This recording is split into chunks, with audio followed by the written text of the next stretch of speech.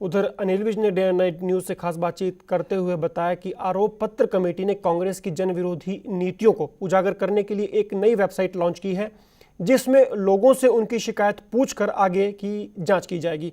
वहीं उन्होंने गठबंधन पर कहा कि अब हजका के साथ गठबंधन में वो बात नहीं रही जो पहले कभी हुआ करती थी।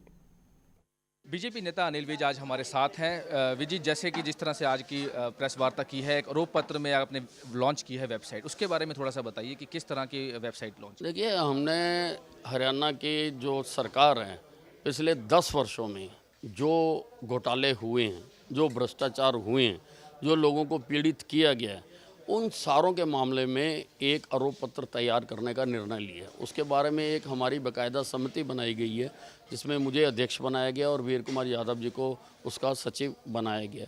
हमने अपने स्तर पर काफ़ी जानकारी एकत्रित की है, लेकिन हमने ऐसा महसूस किया कि लोगों के पास भी बहुत सारी जानकारी है जो उन्होंने RTI के माध्यम से जहाँ अन्य साधनों से उपलब्ध करा रखी है। तो हमने एक वेबसाइट आज लॉन्च की है www.bjpchargesheet.com।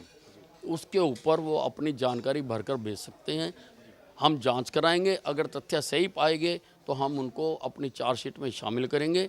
और हम हरियाणा के लोगों को ये भी विश्वास दिलाना चाहते हैं कि जो जो केस हमारे पास आएंगे उनमें जो भी दोषी होंगे उनको सज़ा दिलाएंगे, और जिनके साथ नाइंसाफ़ी हुई है उनको हम इंसाफ दिलाएंगे। जी, जिस तरह से भाजपा हजका गठबंधन की बात की जाए, समय बहुत कम है, विधानसभा चुनाव सर पर हैं, जिस तरह से आपने बयान दिया कि दुकान जो माल था वो खाली निकला, उस पर क्या कहेंगे आप? देखिए, अब हमने समझौता किया था और उस समझौते के तहत विधानसभा चुनाव में कुलदीप बिश्नोई ने को हमें लीड करना था, मुख्यमंत्री पद के तौर पर उसको हमने प्रोजेक्ट करना था। लेकिन ये जो लोकसभा का चुनाव हुआ है, इस सुनामी में देश में कहीं पर भी भारतीय जनता पार्टी का किसी ने दामन थामा, वो पार्टी तर गई। लेकिन ये हमारा गठबंधन पार्टनर अपनी सीट भी हार गया, इसका दूसरा सांसद भी हार गया, जो सांसद के लिए चुनाव लड़ रहे थे, और 18 विधानसभा सेगमेंट में से 11 विधानसभा सेगमेंट में इसकी हार हुई है। इसलिए हम इस पर पुनर्विचार करने के लिए मजबूर हुए। विचार की प्रक्रिया हमारी जारी है और जल्दी ही हमारा जो पार्लियामेंट्री बोर्ड है इसके बारे में फैसला दे देगा। अब क्या कहते हैं आपके, कहाँ तक सहमत है, रहेगा नहीं रहेगा? क्योंकि आपने बोला कि ये डिफरेंट विचार लोगों ने व्यक्त किए हैं और वो सारे विचारों से केंद्रीय नेतृत्व को अवगत करा दिया गया है। अब अंतिम फैसला तो केंद्रीय नेतृत्व ने लेना। तो जी, ये क्या और ओवर कॉन्फिडेंस माने भाजपा का या नहीं? नहीं, इसको ओवर कॉन्फिडेंस नहीं कह सकते। ओवर कॉन्फिडेंस उसको कहते हैं जो आंकड़ों पर आधारित ना हो।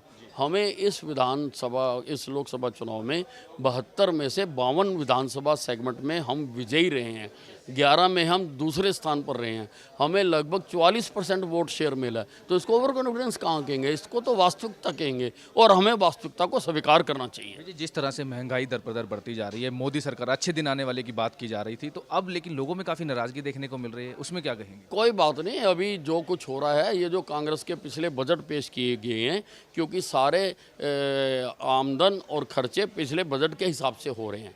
अभी भारतीय जनता पार्टी का बजट प्रस्तुत नहीं हुआ है। भारतीय जनता पार्टी का बजट प्रस्तुत होने के बाद खुशहाली और अच्छे दिनों का एहसास इस हिंदुस्तान के 125 करोड़ लोग करेंगे। विधानसभा चुनावों में जिस तरह से तैयारियां तारी हैं, लोगों को अभी नाम कर दिए हैं इशू या नहीं? अभी नहीं, हमने सारा विचार कर लिया है और करते जा रहे हैं हम धीरे धीरे।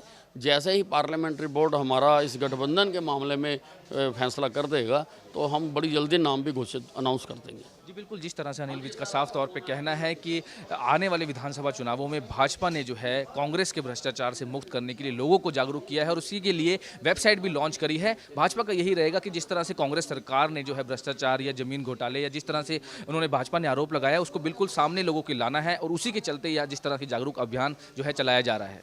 चंडीगढ़ से कैमरामैन विनय कुमार के साथ Manoj Rathi, day and night news. खबरों की दुनिया में आइए हमारे साथ कहीं भी और कभी भी जुड़िए। हम मिलेंगे फेसबुक पर, हम दिखेंगे यूट्यूब पर, हमें फॉलो कीजिए ट्विटर पर। खबरों के साथ बने रहिए रात दिन।